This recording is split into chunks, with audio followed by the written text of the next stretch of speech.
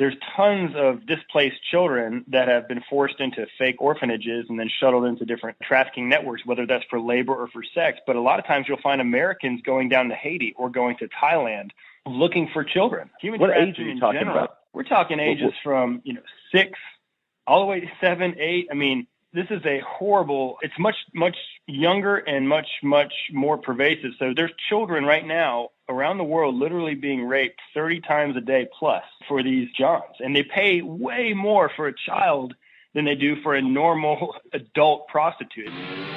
Welcome to the Regenerative Warrior Podcast, Doctor's Edition, one of the fastest growing regenerative medicine and anti-aging podcasts in the world. Each and every Tuesday and Thursday, I talk to the top experts to show doctors how to market, manage, and magnify their practice to help more people and make more money. Each episode is short and to the point without wasting your time with pointless conversation. Learn the skills to be successful without traveling to seminars or paying for expensive consulting fees. Are you ready? Because I am. I'm Dr. Ross Carter, and it's time to start the Regenerative Warrior Podcast now.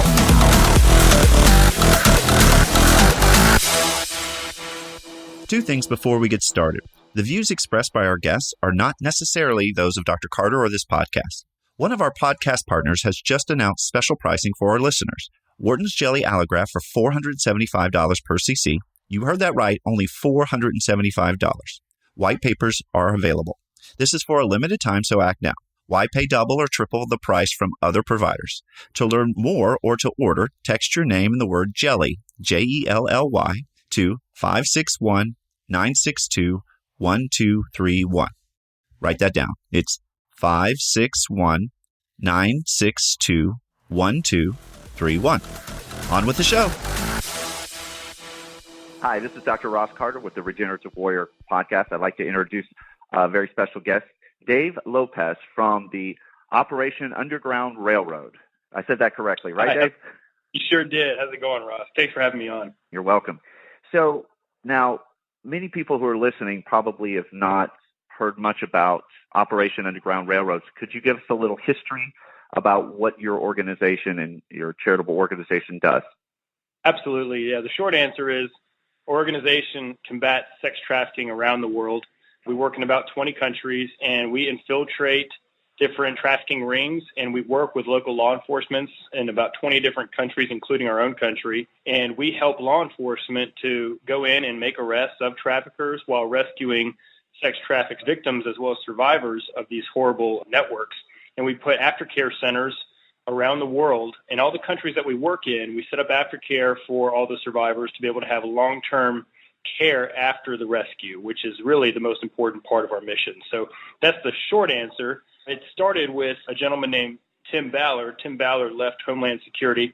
He was part of a child crimes unit that was focusing on child pornography, and he started to realize where all these kids were, but a lot of times the kids weren't Americans, and so there wasn't a lot of resources that could be allocated for it. So he decided to get out of law enforcement and really go out on a limb and start this nonprofit organization to come alongside law enforcement from the outside to give himself more latitude to be able to rescue more children. So that's how we got started. It was about 5.5 to 6 years ago when Tim stepped out and made that leap, and then a bunch of us jumped on board with him shortly thereafter, and then Glenn Beck got behind it and a number of other people, and we had some really big successes early on, and that's what kind of sparked the video storytelling component about what we do. So how did you get involved in this organization? At the beginning, right when it was kind of coming together, we had a really big mission in Colombia. And a buddy of mine that was also in the SEAL teams, I started in the U.S. SEAL teams. I got out in 2012. And a buddy of mine in the SEAL teams already was connected to Tim. And he said, hey, man, did you hear about what these guys are doing to combat sex trafficking? And at the beginning, I honestly didn't have a clue how pervasive sex trafficking was. And it was the first time I got to really understand it. And they asked me to come help them in Medellin, Colombia, in the territory of the infamous Pablo Escobar and the cartels, which were connected to some of the traffickers that we were working against. And they asked me to come down and help. We just had a documentary just recently get finished being edited about this operation, but we call it Operation Triple Take because it happened in 3 separate cities in Colombia, all on the same day, and it was about 122 survivors and children that were rescued from that one operation. It was a massive, massive sting that took about 3 months to set up. And there's a movie coming out about it later this year that Jim Caviezel's acting in. So that mission was the first mission about 5.5 years ago that I was a part of. And then it just opened my eyes to the whole reality of it. And it's really all I wanted to do afterwards. And so I didn't jump on full bore right after that. I was kind of like a hired guy that would bring in whenever needed. And then about 2 years ago is when Tim asked me to, unfortunately, the demand was growing so much that he needed more help. And he asked me to jump into this thing full time. Wow. So that's main gig now. So many people are not aware that how much this is going on right now. Many people are just unaware that sex tourism and really child slavery is occurring. Can you elaborate on that a little bit? Yeah, and that's kind of that same shock and awe that I had when I first realized it. I'm sure a lot of other people may be going through that right now as we talk about it. But what it truly is, a mass production of pedophiles now happening largely in Western countries, but it's happening all over the world. And we're finding Americans that are going to anywhere where they can find easily accessible children, particularly countries like Haiti, which I'm the director of operations for Haiti. And because of the natural disasters, the earthquake, there's tons of displaced children that have been forced into fake orphanages and then shuttled into different trafficking networks, whether that's for labor or for sex. But a lot of times you'll find Americans going down to Haiti or going to Thailand looking for children. What age are you talking about? We're talking ages from 6 all the way to 7, 8. I mean, this is a horrible. It's much younger and much more pervasive. So there's children right now around the world literally being raped 30 times a day plus for these jobs, and they pay way more for a child than they do for a normal adult prostitute. It's really a remarkable thing that's happened. Human trafficking in general is $32 billion a year enterprise. And when you think of human trafficking, about 20% of human trafficking is forced sex trade. Okay, a lot of it's labor, but the other 20% is the forced criminal sex trade. And so we focus our organization out of the human trafficking initiative. What we laser focus on is sexually trafficked children for the purpose, obviously, of being someone's sex slave somewhere. That's what we focus on within the human trafficking problem. Wow. When you say things like that, you say it so it's just hard to believe that this is such a pervasive problem. This is just going on so prevalent. And you're talking about children that are under 10 years old, and that's disgusting. I can't believe that this is happening. It's hard for someone like myself to even comprehend that type of horrible behavior. I don't know how to say it besides that. It's unbelievable. I think it's a hard thing for all of us to digest, and I think there's a hesitancy for all of us to not want to digest, just because it turns our surroundings and it could damage the way we see humanity. And people sometimes ask me that, doesn't this change the way you see humans in general? And it's kind of yes and no, because not only do I see that side of it, but I also see amazing humans that are fighting it, that I get to team with and partner with, people risking their lives. So you see the best of the best and the worst of the worst. And I think the one kind of gives you the hope that the other can be beaten, And I think for us, a lot of people go through a struggle when it comes to really wanting to allow their mind to conceive what's really happening to these children. It's difficult for all of us. So what we're trying to do, we use storytelling as one of our main methods, and it's really why we've grown so much, is we realized early on that nobody's really going to believe these stories unless we show it to them. So we bring cameras into the countries for some of our stings. Not all of them by any means, but some of them. We have cameras, and we like to have cameras not only for storytelling, but for legal reasons, to be able to film and use undercover cameras to film monetary exchanges between traffickers where they're actually telling us what the kids are going to be used for in plain English. That helps us on the conviction side later on after they're arrested. But also what we use that footage for is we want to use footage so that people actually first see the gravity of what we're talking about. Number two, we want to instill hope and show people that we can actually win. And that's what I think is important to do, because people won't concentrate on this dark issue unless they believe there's any hope at changing it or winning. And tell me what that is.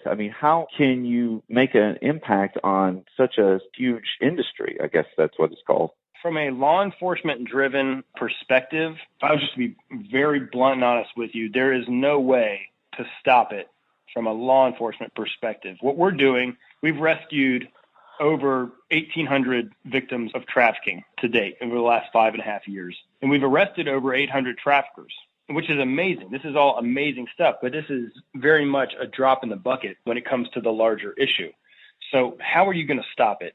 That's another reason why we're trying to cultivate the messaging and help people truly understand, because only when people truly rise up en masse to expose the horrors, and there's enough moral outrage from society in general to force new legislation, to also force law enforcement to change perspectives and focusing on this issue, only until that happens will we ever see a change to it.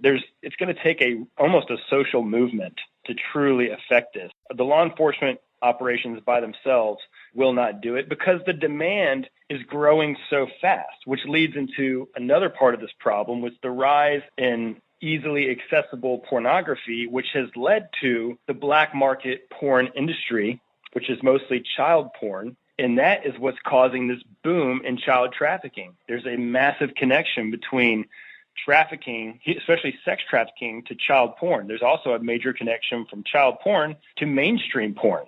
So one thing is fulfilling the other, and these are not easy conversations to have with anyone by any means, and nobody ever wants to come across, preachy about certain issues. Tim gone on the record about this many times, and I think right now he's actually testifying before Congress about this issue. But part of the problem is when we interview these guys and ask them, someone that's molesting 8-year-olds, we ask them, how did you get here? We try to figure out, how did you get to this? And most of the time it's the same story about starting with normal Playboys that led to more hardcore type porn, and the rise of the internet makes it so much easier to access. Pornography also categorizes different types of things to where it kind of makes you feel normal for kind of going down a darker, maybe more strange appetites, and they kind of normalize that concept. So some people like fetishes get into yes. And this is all like almost any porn site. You can find the most crazy things. And the problem is when they normalize it by creating a tab for it, it makes you feel like you're kind of normal. Other people are doing this too.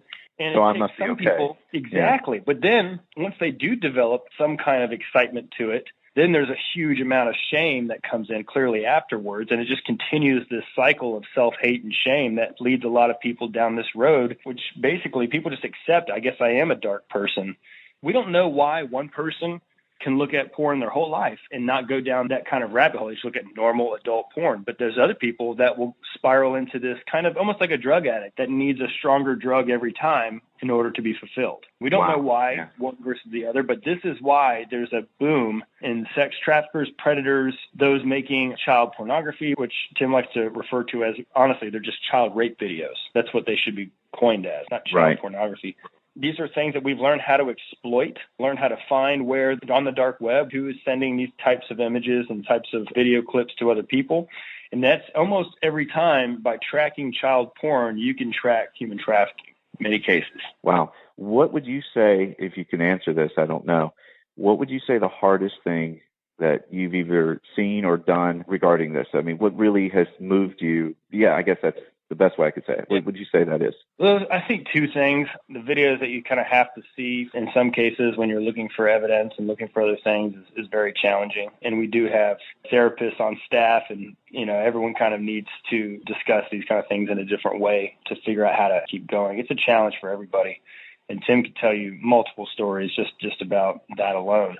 But yeah, that's a tough one for me. The other one is for us, when we do the undercover role, Sting, we don't always use that option, but when we do the undercover role, we're convincing these traffickers that we're these sex predators that want to have this big party. And so the hard part there is when the sting actually happens, we're arrested too, just to keep the cover going.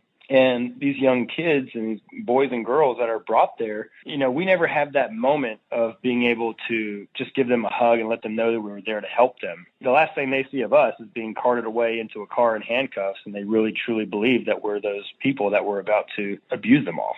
So we have an aftercare team that focuses from then on out with those children on the development and getting them proper accommodations and care and rehabilitation. That's probably the most important part to everything that we do. But for me and a lot of the other guys on the operations side, we focus on what we do. And that's just one of the more, I guess, the sadder things for me personally. I imagine. So what happens to these traffickers, these people that are doing this? I mean, is there enough of a penalty for them to stop them from doing it? Or is it just like a slap on the wrist? I mean, I don't even know. Yeah, it definitely depends on the country. And I would say in every country, my personal perspective is all legislation around the world needs to be much, much, much more strict. on this issue. I don't think there's a country that has strict enough punishments for these types of crimes. Definitely the U.S. does not, in my opinion.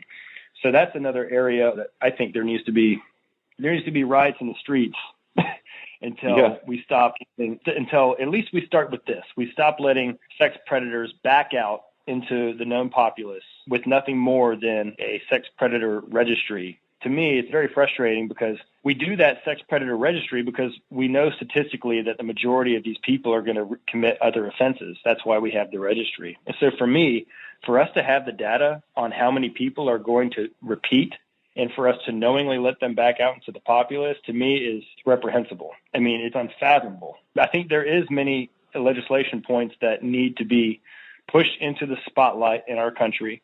And I think we should force it. I think the people should almost rise up. You know, if we're going to, there's 1,000 things that you see people marching for in the streets in America, and all usually very important causes. If this isn't as important or more than any of those causes, I mean, I don't know what would be. So I think this is something that we have to do.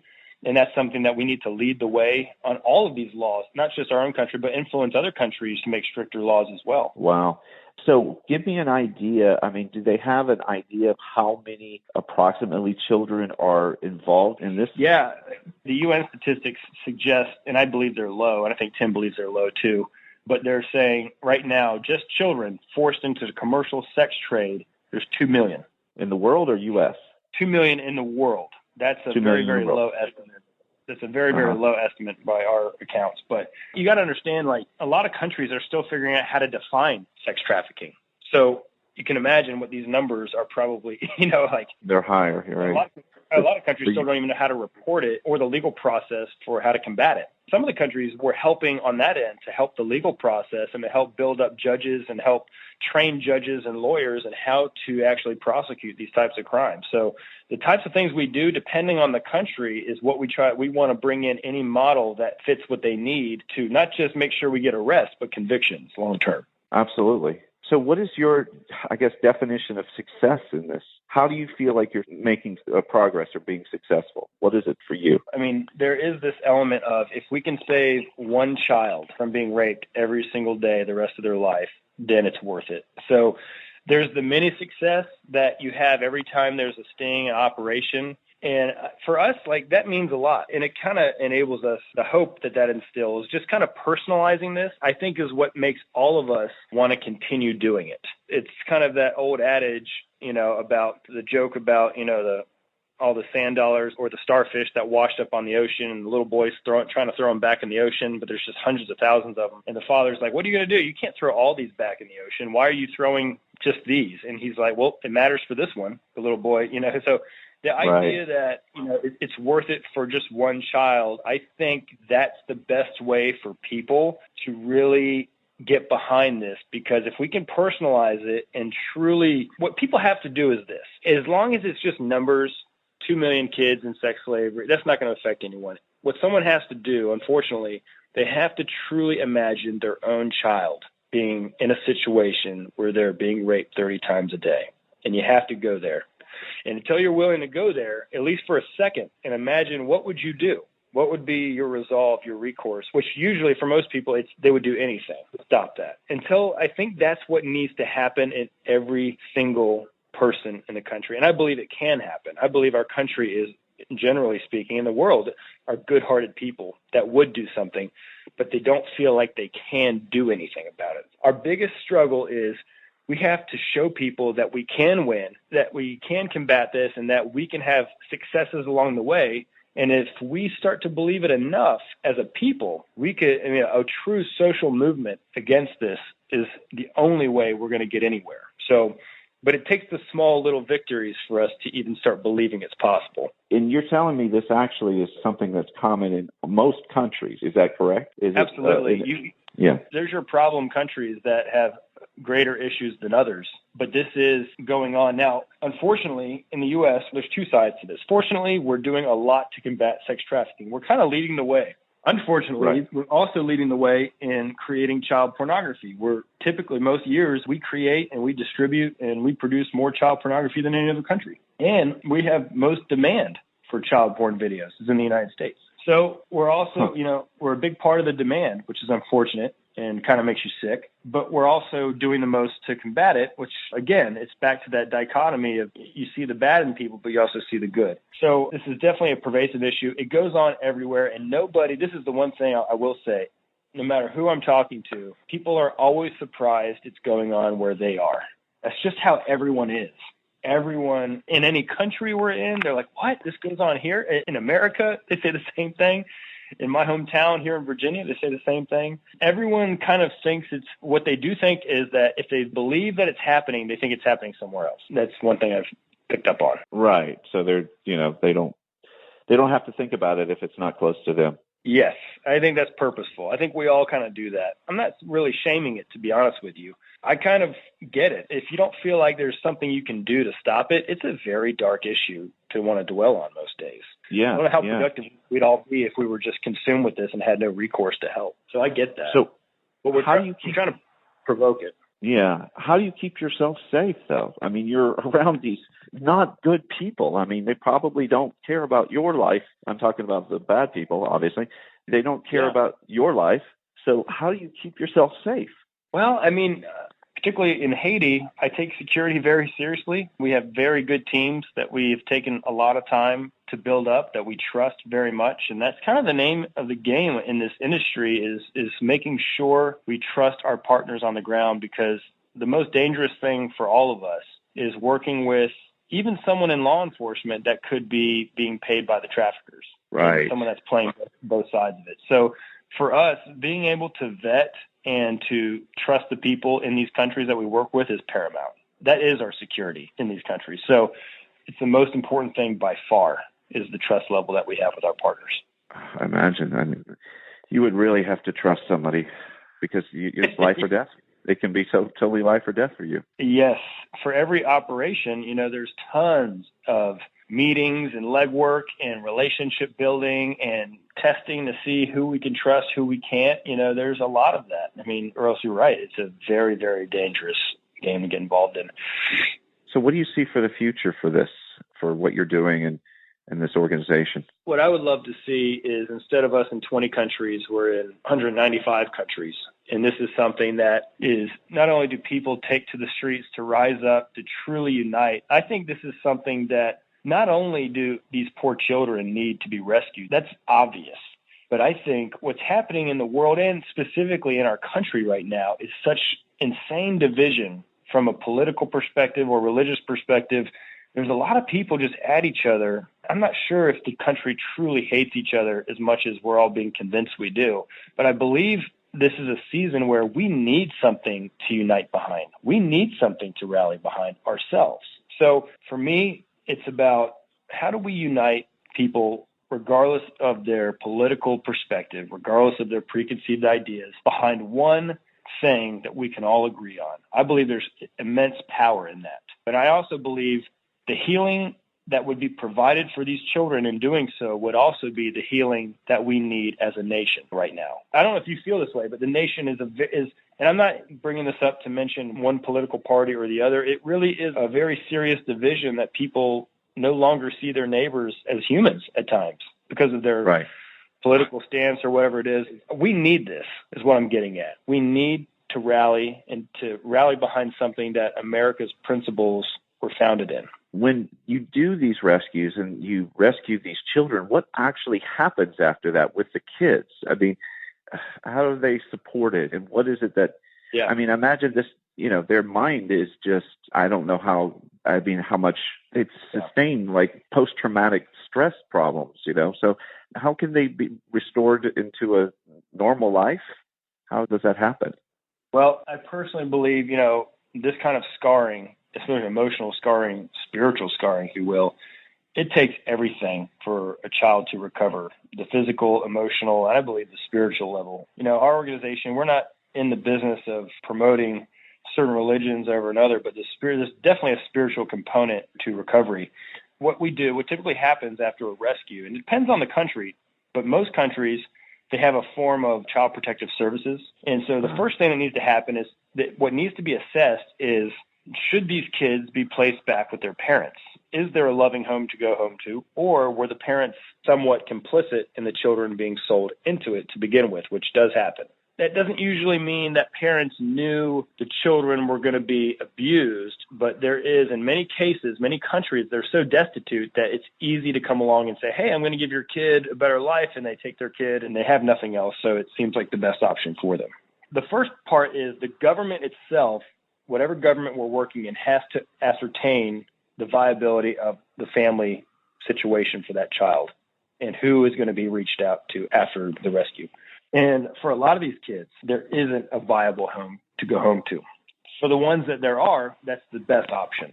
Obviously, reunited with family for healing, for every aspect. For ones that don't have that, we then have partners that we set up aftercare facilities, long-term aftercare, where they're provided everything from trade schools to learning, as they grow up, learning different arts and trades that they can, make a living off of, to obviously all types of rehabilitation, all types of counseling and therapy, to be honest with you. So all these things exist at all of our aftercare centers, whether they're in Thailand or Haiti or Colombia.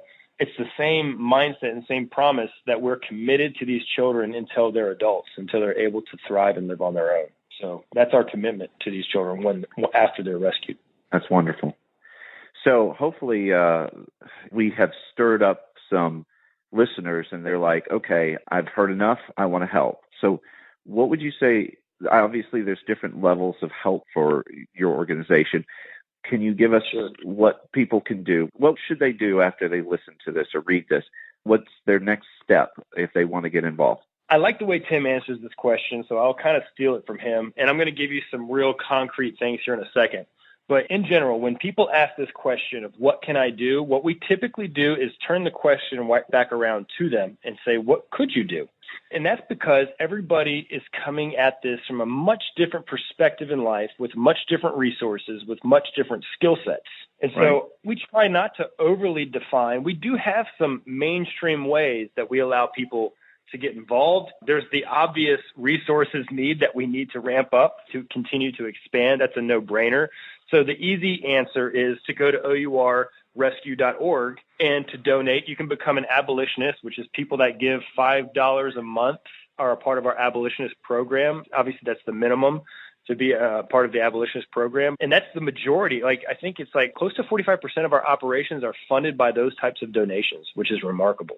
And then there's volunteering. We have different chapters all over the United States. There's events that can be set up. There's a format for all this. There's campaigns that can be started. And we have this all listed on our website, OURrescue.org. There's a little tab on there you can go to that says Join the Fight, where we've listed a number of different ways to literally get plugged in with our organization. But I will say, and this is something that Tim says, well, I'll say it, if people have a perspective or a skill set, or maybe they have a massive social media reach and they want to leverage their connections or their social media reach and promote our documentaries, all right, those documentaries do so much to really show people the full story here and allow people to digest it in a way that gives them hope to join the cause. Getting more visibility on those documentaries is something that we want to do. And actually, for you, I'll send you, when we're done with this, I'll send you the new trailer to our new documentary that's coming out within the next month or so about that very same mission I was telling you about in Colombia. But yes.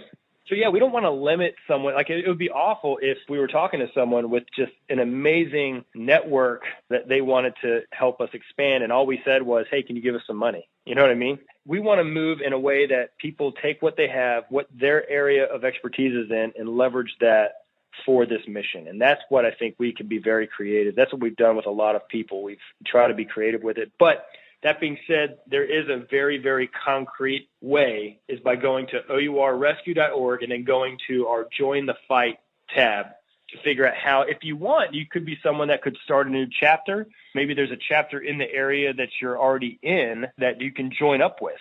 So there's just tons of ways. We want this to be a global social revolution. That's amazing. Yeah, that would be a wonderful thing to happen.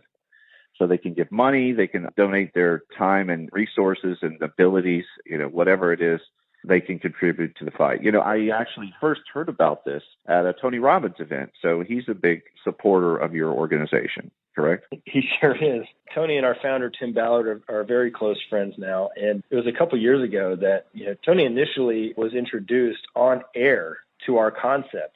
Our documentary that came out, when the credits roll, you'll actually see we actually play that footage of when Tony first heard about what's happening to these children, how we rescue them. And he's in the middle of one of his seminars, and he's talking to everyone out there, and this amazing woman stands up and tells him what we're doing. And you can tell he starts to kind of lose it up there. And he basically he's like, look, I'm willing to give this amount of money to get this many kids out. And then after he does that, this chain reaction started in his crowd, and everyone started throwing in money, and Tony's crying up there. And it was just an amazing moment. And all that was captured on film. This is close to 3 years ago. And Tony wanted to find out more about what was really going on the ground. So he actually came down to Haiti and witnessed one of the stings that happened. And Tim Bowder was down there. They actually had him in a disguise, which is hilarious. But, oh my goodness. But Tony got to get really close, and we kept him very safe, obviously. But those guys, he got to see exactly what was happening. And ever since that moment, it has completely changed. I believe, according to Tony, this has completely changed his life for the better and helped him see what he wanted to spend his time, not just giving to, but advocating for. And so we couldn't have a better partner in Tony Robbins. He's an amazing man, inspiring individual in his own right. But to have him behind this cause, and is not just him, his network, his charisma, the way he draws attention to things is like no other human being on the planet. So we're just so thankful. We were just out with Tony. I think I ran into you out there. We were out with, what was it, UPW? No, it wasn't UPW. It was Business Master down in West Palm Beach. There, we're down there. We're down in West Palm, and all of a sudden Tony brings up OUR for about 30 minutes and raises close to $1 million.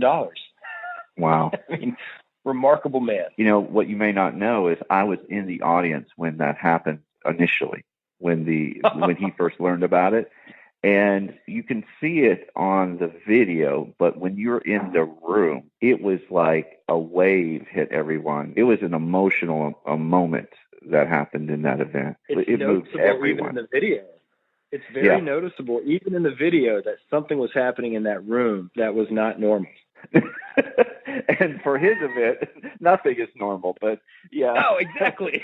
It's a much bigger statement but for Tony Robbins. This was extraordinary. This was an extraordinary moment of clarity as well as purpose that was as beautifully orchestrated, that was amazingly put together, the way how it worked, and it was just incredible. I don't think we've had anyone that's brought as much to expand OUR's presence and financial capacity, then I don't think there's anyone that's had more of an impact than Tony Robbins. Yes. And what's crazy is after his event, I went to another Russell Brunson event, and sure enough, he's promoting that he was doing it as well. He's a supporter as well.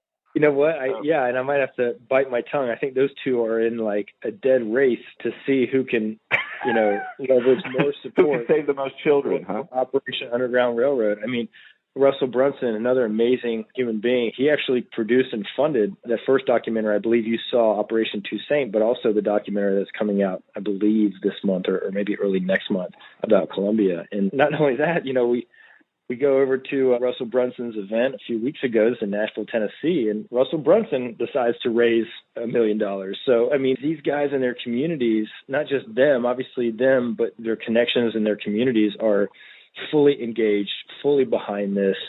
And it really is an addictive thing. You've experienced it when you're there. Yes. It's something that's life-changing. Obviously, this is kind of what I was talking about earlier. It's like we need this as much as, maybe not as much as, I don't want to go that far, but I think we need this just like these children need to be rescued. Obviously, these children have a much more dire situation, but our country is a very fractured country, and there's something in that room you were in. Tell me, didn't every single political difference and all the different things people have against each other were gone? Exactly. During that. Everybody was united. Yeah. Everybody was united for a cause. That's what we need. And that's what we're finding is the most powerful thing to this, unity. Right. So obviously that's where Tony is just brilliant. I mean, he is probably one of the greatest unifiers that I've ever witnessed.